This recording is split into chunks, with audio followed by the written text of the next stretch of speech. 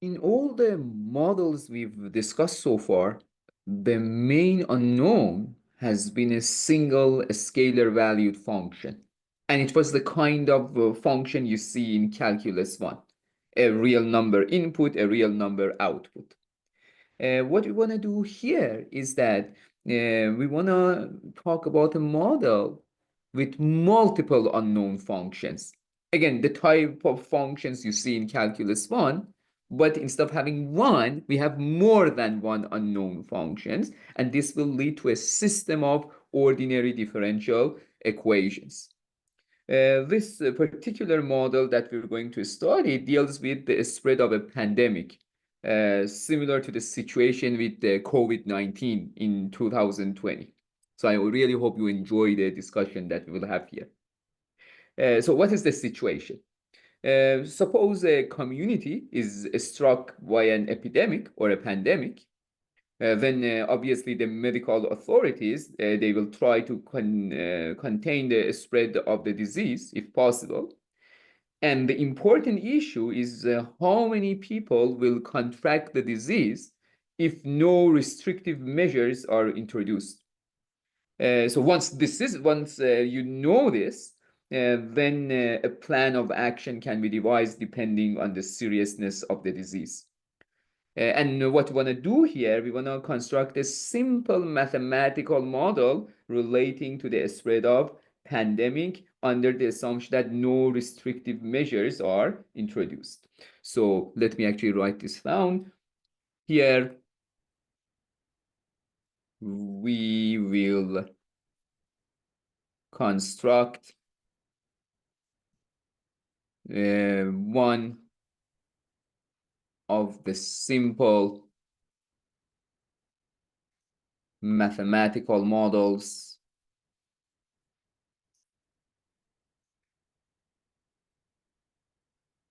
relating to the spread of a pandemic.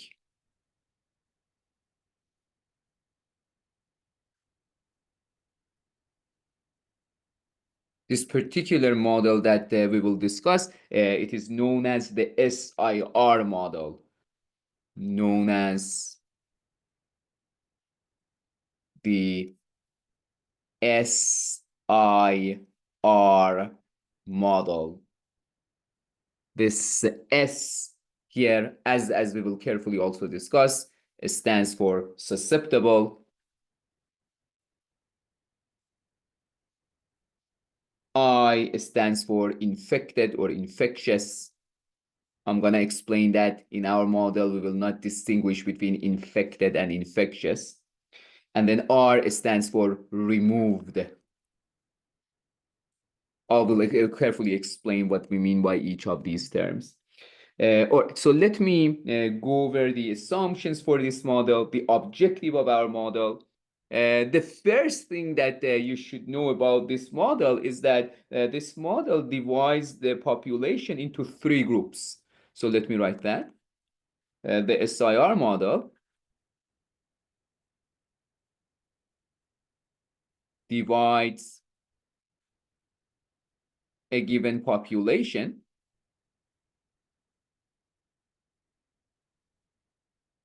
into 3 groups. And what are those 3 groups? Probably you can guess based on the name of this model. One group is the group of susceptible individuals, the susceptible group. So this group, those are the ones that are still susceptible to contracting the virus. So those who are still susceptible, they are not infected, but susceptible to contracting the virus.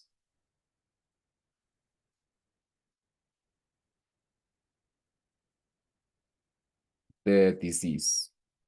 All right.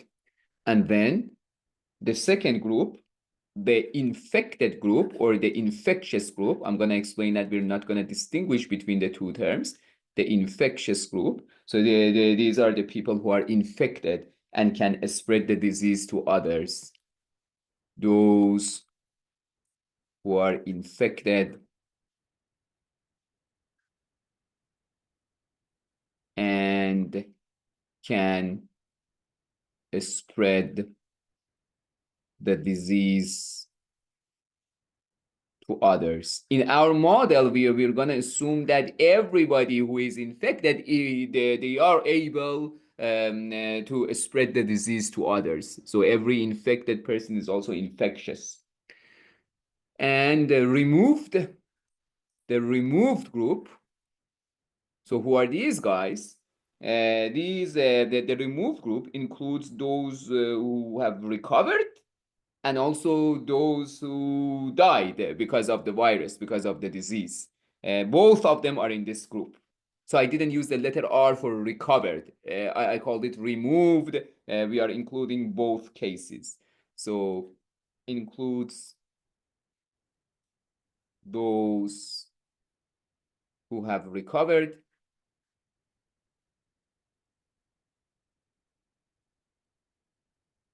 and those who died.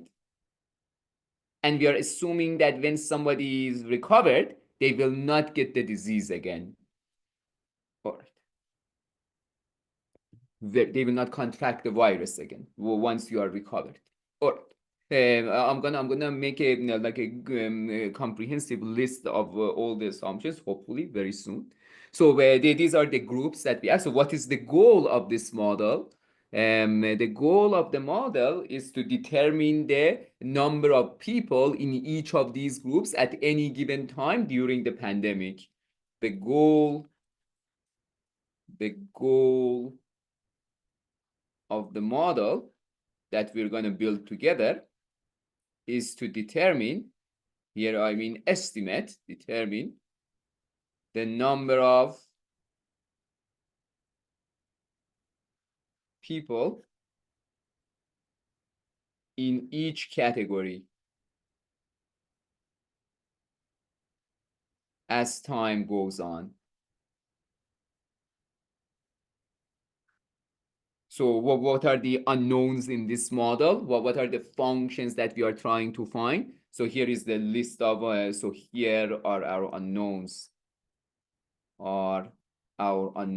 In this model, instead of only having one unknown function, we will have three unknown functions. S as a function of time, representing the number of susceptible individuals, the number of susceptible individuals, sometimes I call them susceptibles, individuals at the end of day t, at the end of day t, and then I of t, the number of infectious individuals. Again, like I said, in our model, we're not gonna distinguish between infectious and infected. Everybody who is infected, they can spread the disease to susceptible individuals, as I will also write it down very soon. The number of infectious individuals at the end of day t. And then R of t, the number of removed individuals. That means that the number of individuals who had the disease,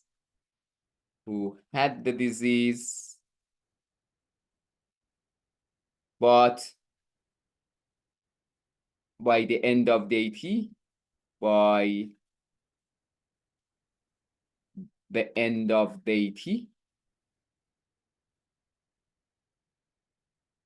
either recovered or passed away. Either recovered or passed away. Awesome. Very good. So now let me actually list all the assumptions that we're gonna make in order to come up with our ODE model for these unknown functions. So we will have a system of ODEs for S of t, I of t, R of t as our unknowns. What are the key assumptions that we're going to make? Key assumptions for our model. Hopefully, I will be able to list almost all of them for our model. So one is that, as I mentioned repeatedly, anyone who has the disease can spread the disease. Anyone who has the disease can spread the disease, the virus. So another way of saying this, any infected individual can spread the disease to a susceptible person. Again, here I'm implicitly also making this assumption that the recovered people are not gonna contract the virus. When you're recovered, now you're immune. Can spread the disease to a susceptible person.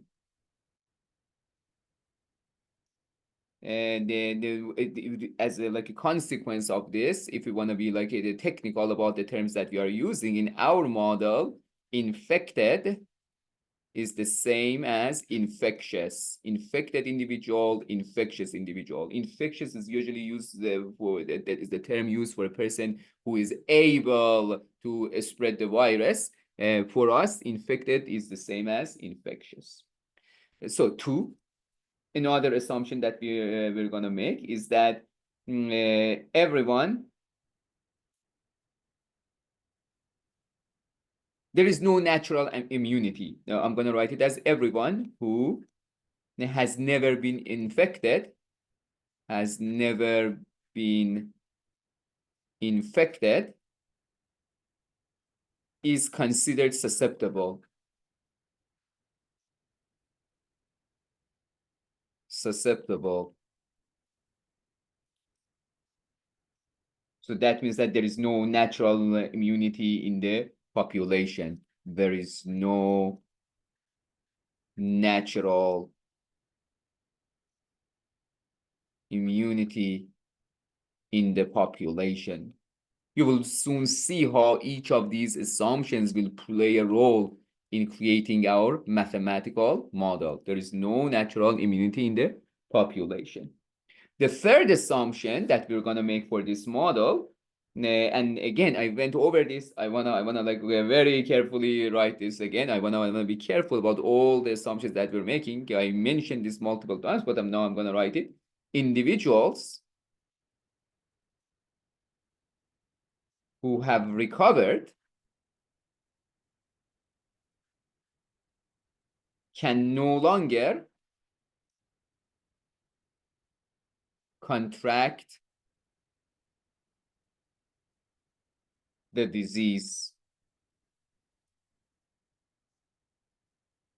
Excellent. And then another assumption that we're going to make is that the changes in population, the changes in the population due to immigration,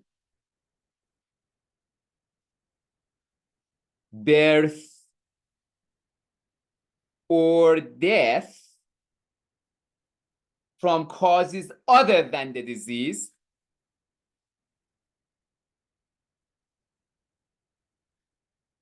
other than the disease, they are like negligible. They will not be they will not play an important role, are negligible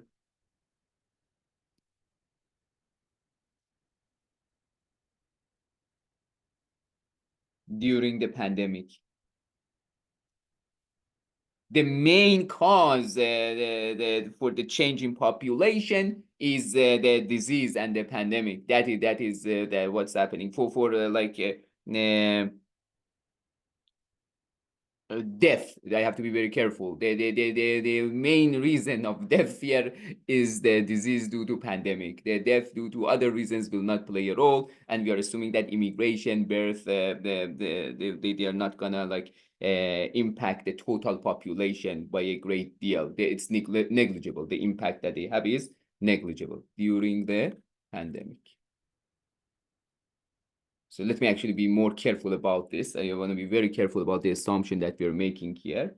This assumption, as a matter of what it is telling us, together with what we covered in item 2 and item 3, this assumption is telling us that there is a fixed number, let's call it big N, and the sum of the number of individuals in the susceptible group and the number of individuals in the infected group and the number of individuals in the removed group will always be equal to that number N.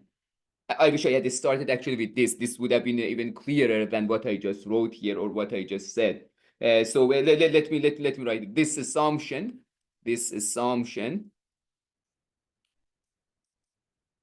Together with item 2 and item 3, together with 2 and 3, tells us that, implies that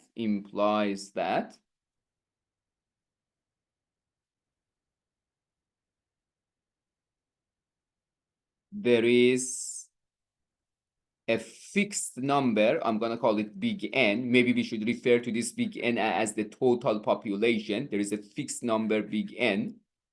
I'm a little bit hesitant of calling it total population because it also includes the people who died from the pandemic due to the pandemic. But let's for the purpose of this discussion refer to this N as the total population. There is a fixed number big N such that S of t plus I of t plus R of t is equal to big N for all t at all times. This sum is equal to the N, to this number big N, right? Let's refer to this big N as the total population, but please keep in mind that this big N is also includes the people who died because of the pandemic. This R of t, the R of t part includes the people who also died because of the pandemic. All right, so that is what we're assuming here when we say that the change in population due to immigration, birth, or death from other causes is negligible. That means that this number fixed N exists. There is this number fixed N, and this N is not changing with time. All right, so that is another assumption that we're making. And then 5, now let's get to the more interesting assumptions in a sense. Let me actually change the color. I'm gonna use green now, 5. We assume that, so we have to study how these quantities are changing with time. Let's make some assumptions about that. We assume that each infected individual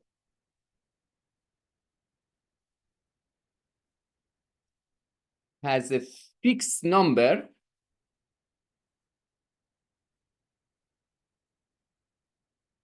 I'm going to call that B. This is one fixed number of contacts per unit of time. Unit of time, think of it as day, per unit of time, per day. So there is a fixed number, let's say the 50, and each infected individual will be in contact with 50 individuals, contacts that can spread the virus, that are sufficient, let me write, that are sufficient to spread the disease, to spread the disease. So this is a simplifying assumption. If you look at two individuals who are infected, I'm assuming that the first individual, on average, contacts 50 susceptible individuals, and I'm saying 50 individuals during the day. And also, individual number two who is infected also will contact 50 individuals per day. So I'm assuming this number B works uniformly for all the people who are infected. So that is a simplifying assumption. To be very careful, I'm saying that the total number of people who the infected individual will contact will be B. This may include susceptible people. This may include other infected people. This may include recovered people. So keep that in mind. Later, I have to figure out what fraction of these contacts are actual susceptible people. And I will do that. So when I say contacts here, I'm not specifying susceptible contacts. I will be careful about that in a second. These are the total number of contacts, which may include other infected people, other people from the infected group, or people from the recovered group. All right. So now let me add to this and actually address the point that I just made. So this is the number of contacts per unit of time. And now we're gonna, in order to construct our ODE model, we need to make an assumption about this situation. And this follows the discussions that we had in our introductory videos for modeling with ODEs. Additionally, we are still on item 5. Additionally, to construct our ODE model, to build our ODE model, an ODE model, we assume that these B contacts are accumulating continuously over time. Again, I highly recommend that you watch the introductory videos that I posted for modeling, where we more carefully discuss this sort of assumptions in modeling with ODEs. Now, let me explain this a little bit further. What do I mean by this? How should you make sense of what I just wrote? This means that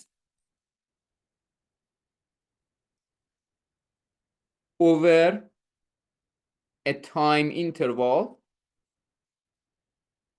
of delta t, of length delta t, no matter how small delta t is,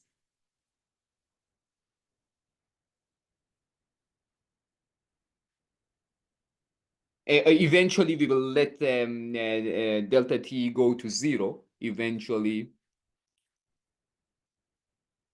we let delta t approach 0. So we are assuming that over any interval of length delta t, no matter how small delta t is, there will be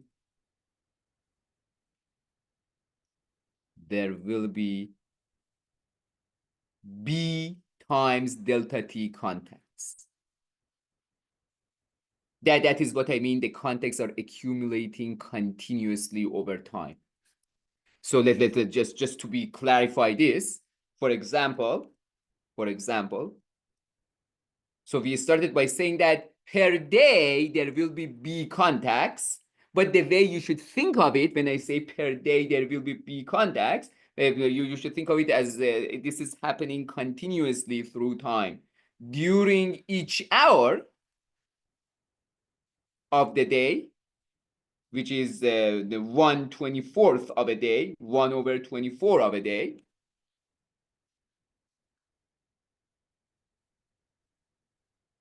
the infectious individual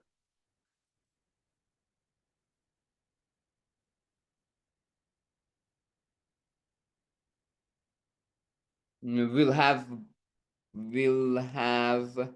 B over 24 contacts.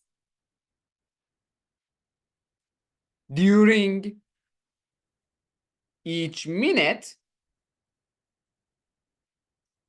which is 1 over 24 times 60 of a day, the infectious individual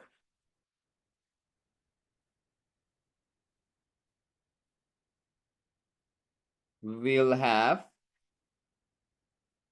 B over 24 times 60 contacts, and so on and so forth.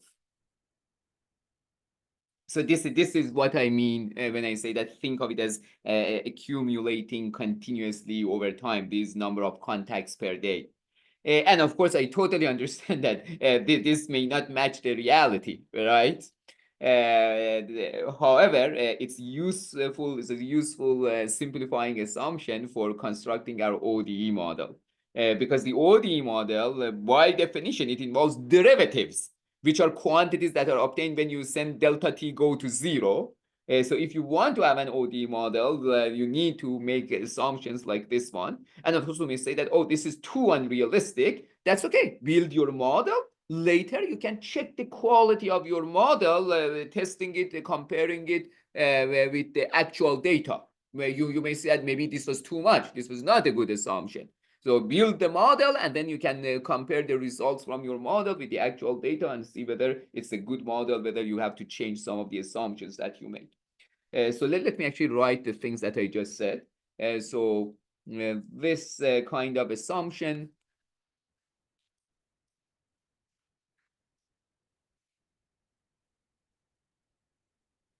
might not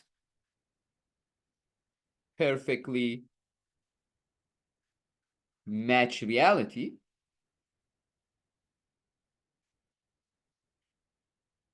but it's a useful simplification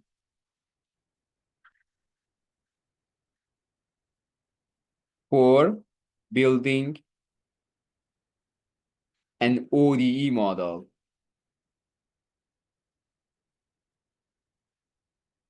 which inherently involves derivatives. These are quantities that are obtained by sending delta t approaching to zero. You want the delta t approach zero. Okay, and of course, if you are like suspicious about these assumptions, you can, once you build your model, look at the results obtained from your model, compare them with what you see in real data, and see whether this is a good model or not. Let me write this as well. Later, the quality of the model can be tested by comparing its predictions to actual data. Again, if you haven't already, I highly recommend watching the introductory videos I posted for ODE modeling.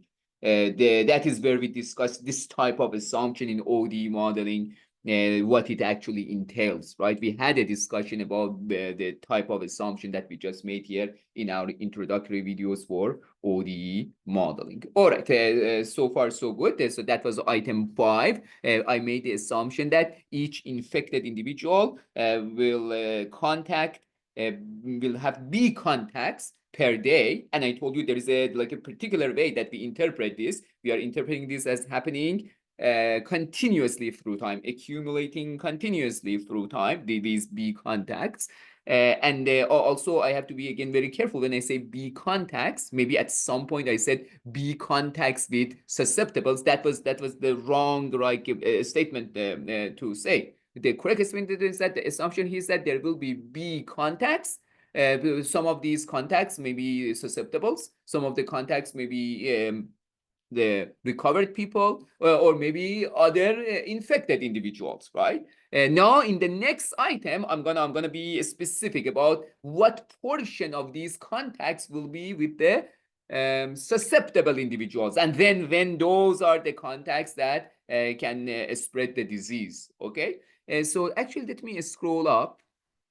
Maybe if I want to be completely clear and careful, I just need to say that a fixed number of contacts B per unit of time, and maybe I should remove that are sufficient to spread the disease. The portion of it that is with susceptibles will be like will spread the disease, right? So let me. It depends on how you wanna interpret this statement. An infected if the contact with an infected person, that person is already infected. If the contact is with a recovered person, we assume that the recovered people will not contract the virus.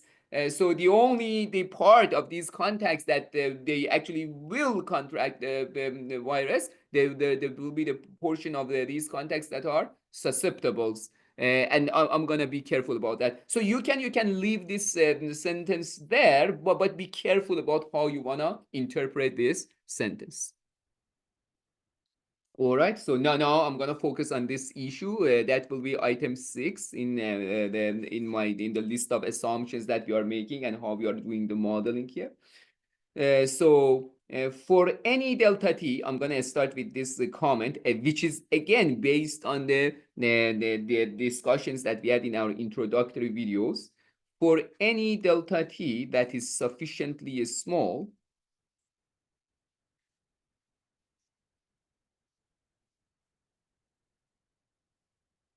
and again, eventually, as I mentioned, we let the delta t approach 0.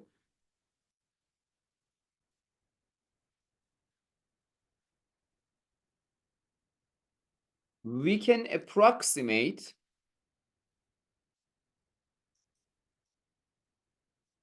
the function s,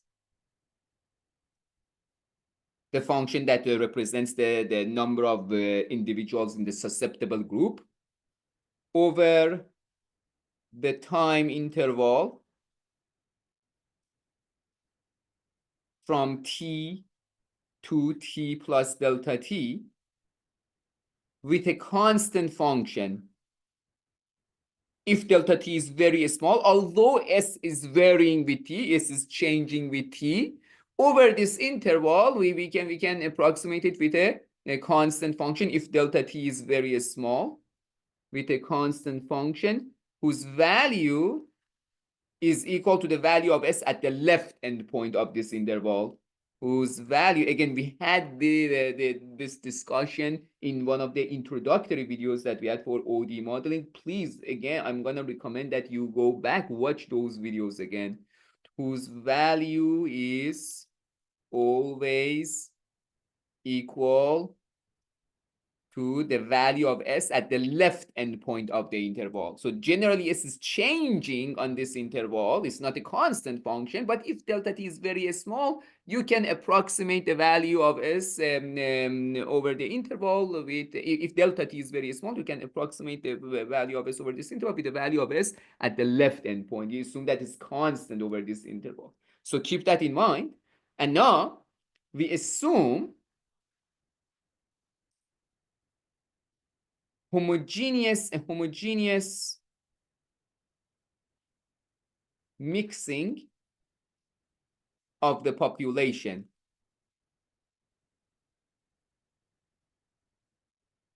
So what does that mean? How does that help? Meaning that over the interval, the short interval from t to t plus delta t, the fraction of b delta t contacts made by one infectious individual that involve susceptible individuals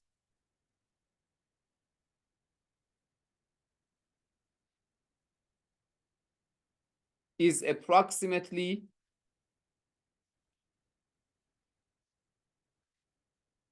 S of t over n. So what I'm saying here is that out of these B delta T contacts that your infected individual has, S of T over N of them multiplied by this fraction of those B delta T contacts will be with susceptible individuals and will result in contracting the virus. So the B delta T contacts, they can be with susceptibles, with infected people, or with recovered people. What portion of the B delta T contacts will be with susceptible people? The fraction that will be with susceptible people is S of T over N, because we are assuming that everything is homogeneous, like out of B delta T individuals, S of T over N is the fraction of them that is with susceptibles. S of T is the number of susceptibles. Of course, we are assuming that the number of susceptibles in this interval, it doesn't change much. It can be approximate by the number S of T. So what is the conclusion of all of this? Therefore, so this is the conclusion of this assumption. Therefore, each infectious individual will cause approximately S of T over N times B delta T. B delta T is all the contacts. S of T over, when you multiply by S of T over N, you will get the portion of these contacts that are with susceptible individuals. S of T over N B times B delta T is susceptible individuals.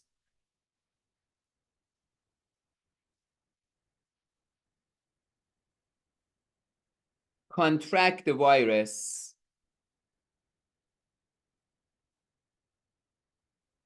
during the time interval from T to T plus delta T.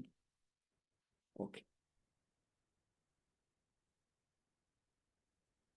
This is the key outcome of the assumptions that we just made. So the assumptions that we just discussed.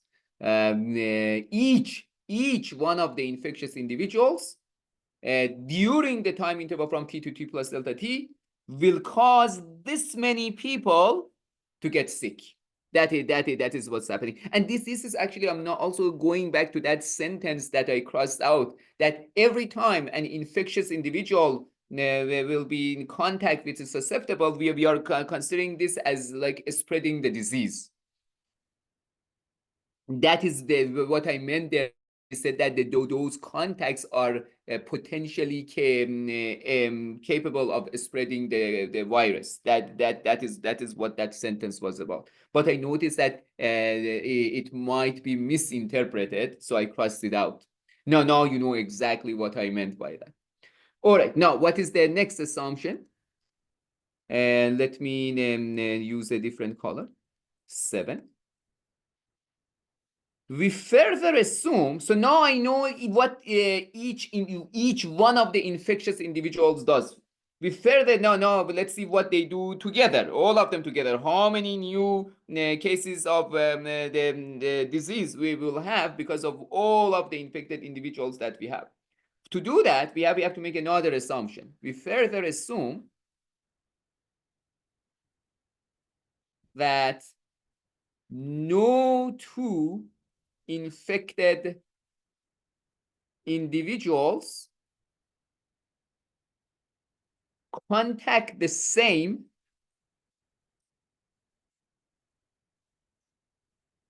susceptible person. So these contacts are different. That is,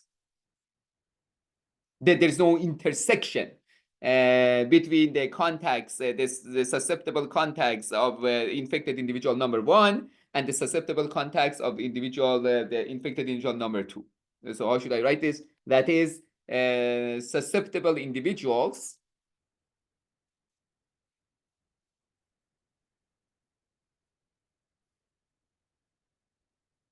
contacted by infectious individual number 1 are distinct from those contacted by infectious individual 2, individual number 2.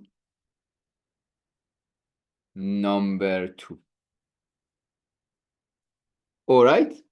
So this will help me in coming up with a good approximation for the total number of people who contract the virus during the time from T to T plus delta T. Again, you may say that maybe this is not a good assumption. Maybe this is too much. Maybe this does not actually match reality. That's okay. Build your model, compare the results with what you see in real world, and then you can decide whether these assumptions should be changed. So now let's see how we can use this. Now, for any delta T sufficiently small, since delta T is sufficiently small, I can consider the function I, the number of infected individual, to be constant, approximately constant over the interval from T to T plus delta T. We can also, if delta T is sufficiently small, and ultimately we will take the limit as delta T goes to 0. We can also approximate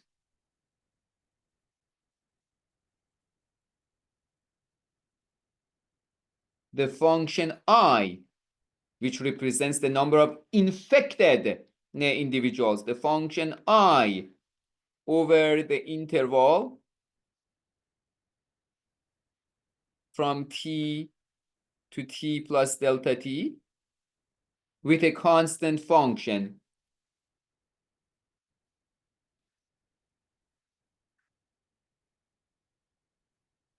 whose value is always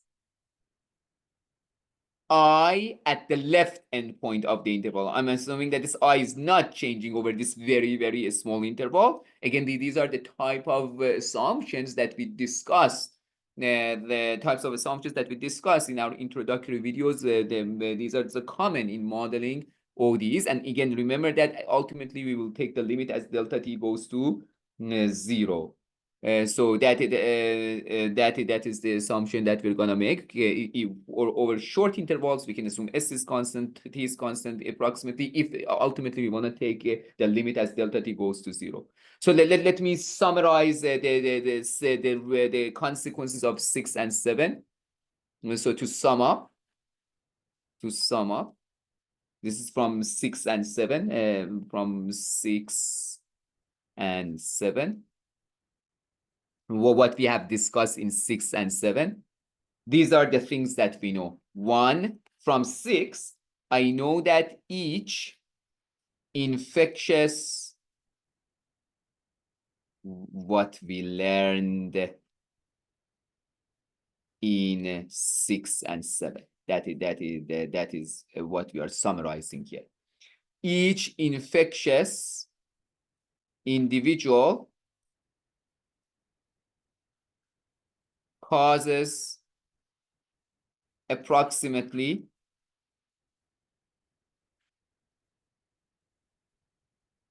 S of T over N B delta T susceptible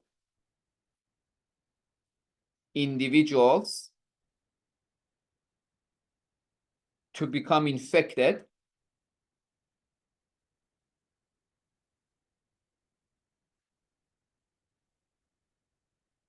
over the short interval from T to T plus delta T. That is one thing that we discovered. And two, because of the discussion that we just had in item 7, there are approximately I of t infectious individuals during the time interval from t to t plus delta t.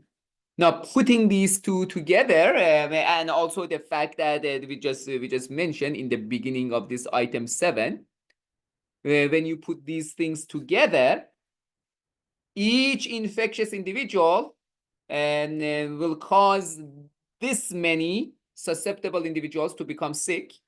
And then there are I of t infectious individuals, and the contacts are distinct. Therefore, we can conclude that approximately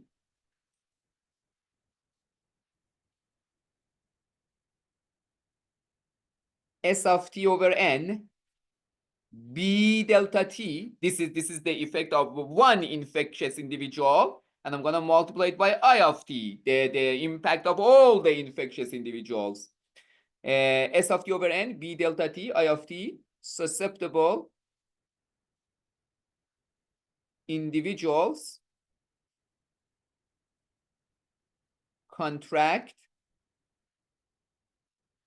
the virus over the short time interval from t to t plus delta t. Okay, that is, so what is the consequence of this? Hence, the change in the number of susceptible individuals over the short time interval from t to t plus delta t is approximately equal to, so this many of susceptible individuals will move from the susceptible group to the infected group.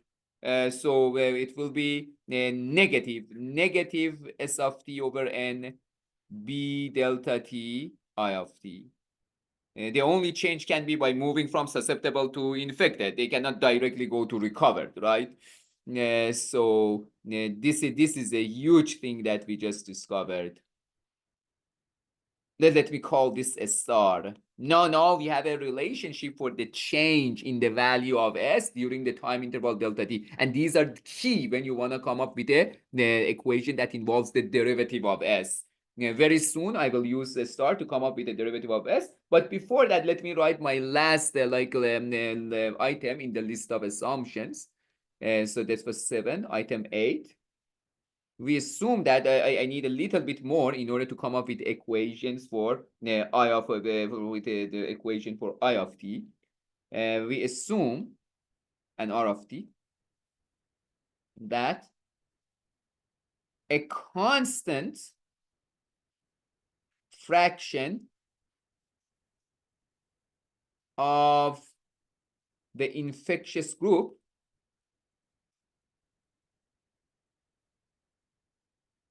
recovers or dies.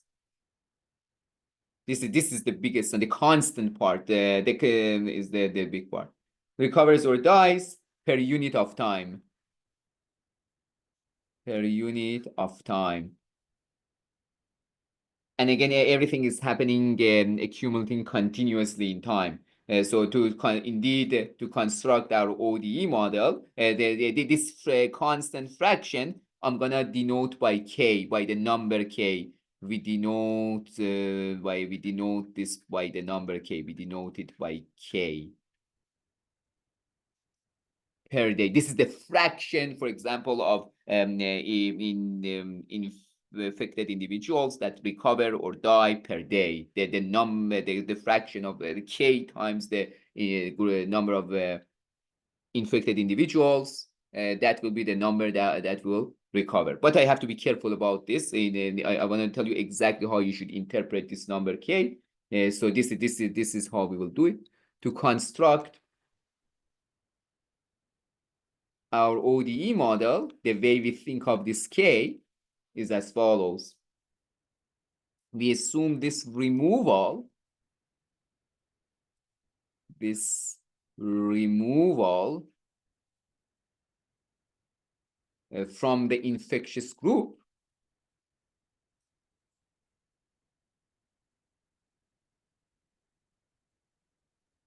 happens continuously, accumulates continuously over time. So hopefully now I can explain exactly how you should interpret this number K. So specifically, if I want to be very clear about this, specifically for any delta T sufficiently small,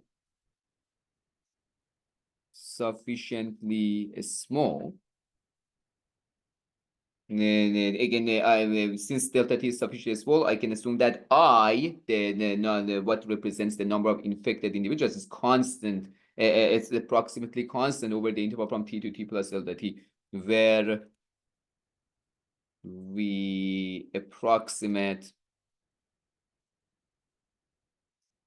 the function I, where we can approximate the function I over the interval from T to T plus delta T with a constant function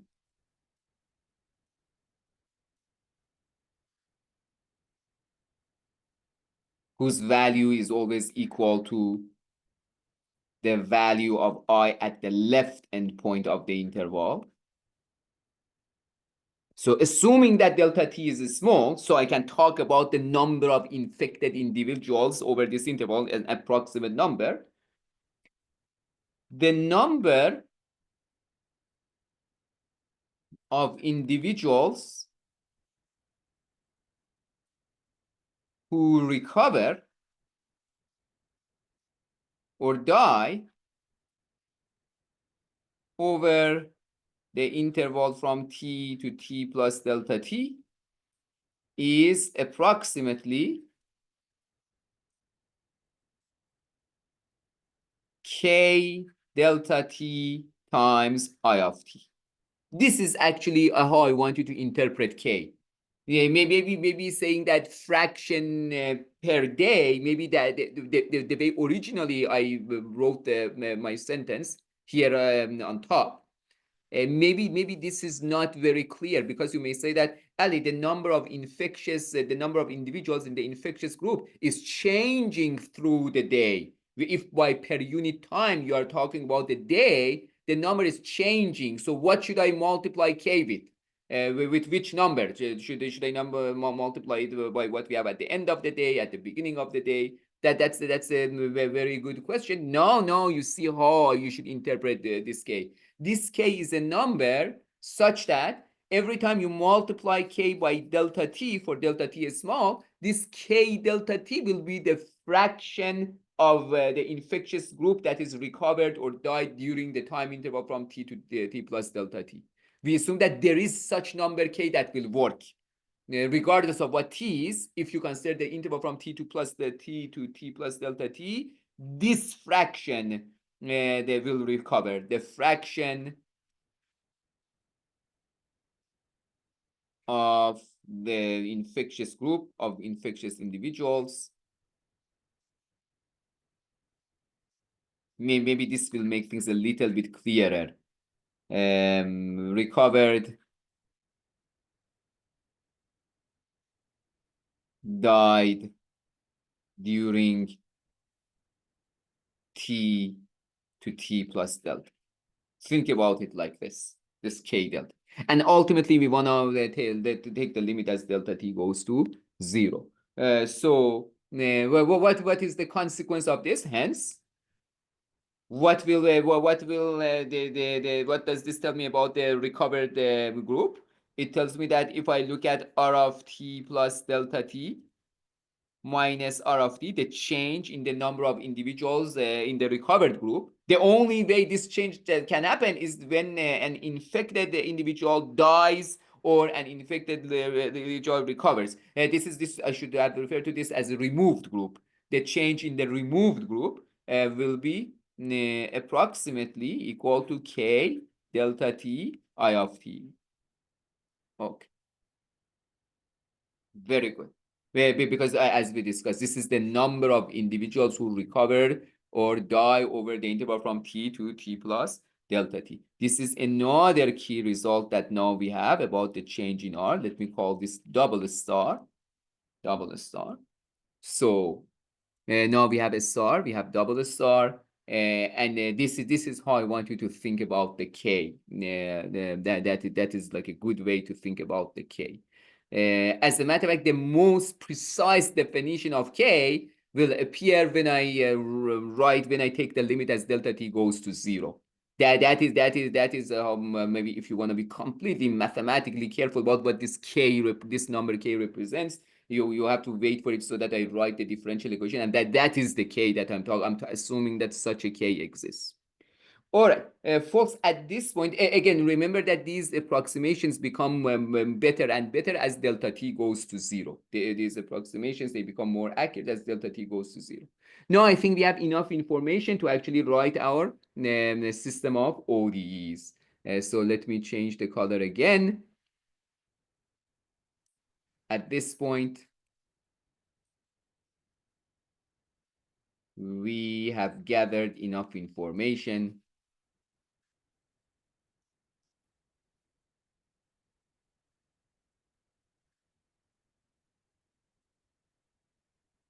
to write the ODEs for our model. Okay, so I'm going to start with a star. A star told us about the change in S over the time interval from t to t plus delta t. S of t plus delta t minus S of t is approximately equal to negative S of t over n b delta t I of t. And this approximation becomes better and better as delta t goes to 0. I'm going to divide both sides by delta t because I know that ultimately I want to have an equation which involves the derivative of S. And for that reason, I need to deal with the expression that I just wrote. This is equal to approximately equal to negative b S of t over n I of t. And now we pass to the limit as delta t goes to 0. Take the limit as delta t goes to 0 to obtain ds dt equals, now that I'm taking the limit, I'm going to write equals negative b S of t over n I of t. We have it. Folks, let me call this equation 1. This is an equation for that involves derivatives. And we have S of t in it, we have I of t in it. Remember, our unknowns are S of t, I of t, and R of t. For now, we have derived one equation that involves these unknowns. Now, let me work with a double star. That was about the change in removed group. I hope that I was consistent in calling R the removed group because it includes both recovered and died, the people who passed away.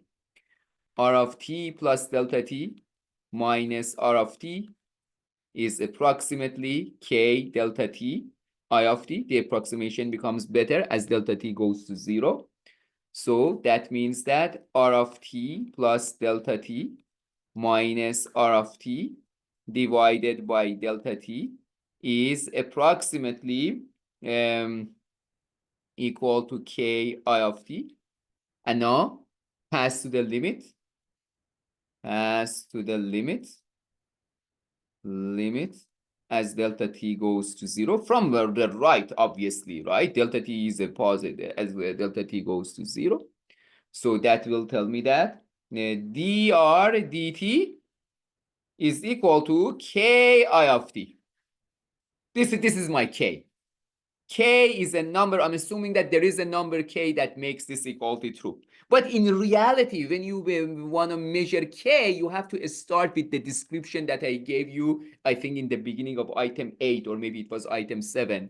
That is how you figure out what k is in reality. And then if you want to think of it mathematically precise, how I should think of K, it's the K that makes this equality true.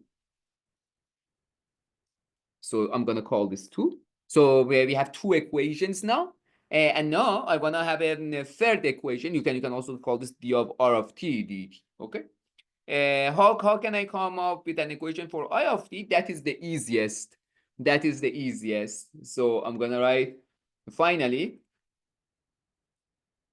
since s of t plus I of t plus R of t is equal to n, what I refer to as total population, the air quotes here, because this will include the people who died as well. We have I of t is equal to n minus s of t minus R of t. And so the derivative of I with respect to t is equal to n is a constant number, its derivative with respect to t is 0.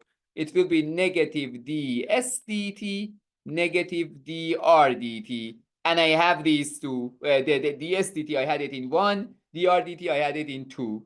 So this will be b s of t over n I of t minus k I of t. So this is our equation for di dt. Now we have 3 equations for our 3 unknown functions. I'm going to call this 3. So now we have our system of ODEs. So here is our system of ODEs, ODE system. We have 3 equations for 3 unknowns here. 1, 2, and 3.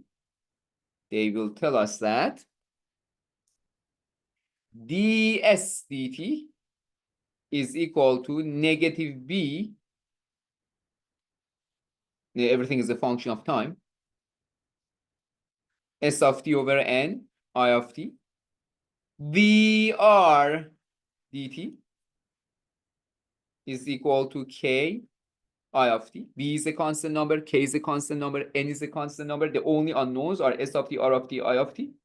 d I of t dt is equal to b s of t over n I of t minus k I of t. This will be the ODEs, the system of ODEs that SIR model proposes for determining the evolution in the value of S, in the value of R, in the value of I. Of course, you have to equip this with the initial conditions, S of 0, R of 0, I of 0, and then you will be able to like predict what will happen to S, R, and I as time goes on. And as a final note here, it's also very common that people write this system in an equivalent way, which looks a little bit different. Let me make a quick comment about that. As a final note, if we introduce the fraction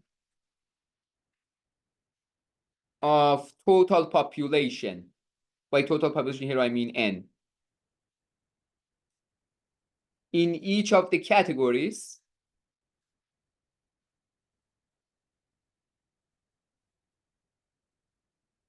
that is, if we let little s of t, we introduce little s of t as big S of t over n, the fraction of susceptible people, individuals. Little I of t as big I of t over n, and little r of t as big R of t over n. If we consider little s, little I, little r as the unknowns, then it's like simple algebra. Like we can rewrite the previous system for this guy right? Every time, folks, every time you see big S, you have to replace it with big N times little s. Every time you see big I, replace it with big N times little I, and then simplify. What you will get is the following. Then we can rewrite the above system, of ODEs as follows. System as follows. The little s dt is equal to negative b little s of t little I of t. The little r dt is equal to k I of t. The little I dt is equal to b little s of t times little I of t minus k I of t. Or, very good. My friends, I just want to make one last comment. So the presentation that I had here involved a lot of details, and we try to be careful about our assumptions. And again, I recommend that you watch the introductory videos that I posted for modeling with ODEs. They will help. The discussions we had there, they will help with understanding some of the assumptions that we made here in order to construct our ODE model. But I also have to say that sometimes when people want to derive this ODE system, instead of like carefully discussing what's happening to these quantities over the time interval from t to t plus delta t, they like directly use this interpretation of derivative.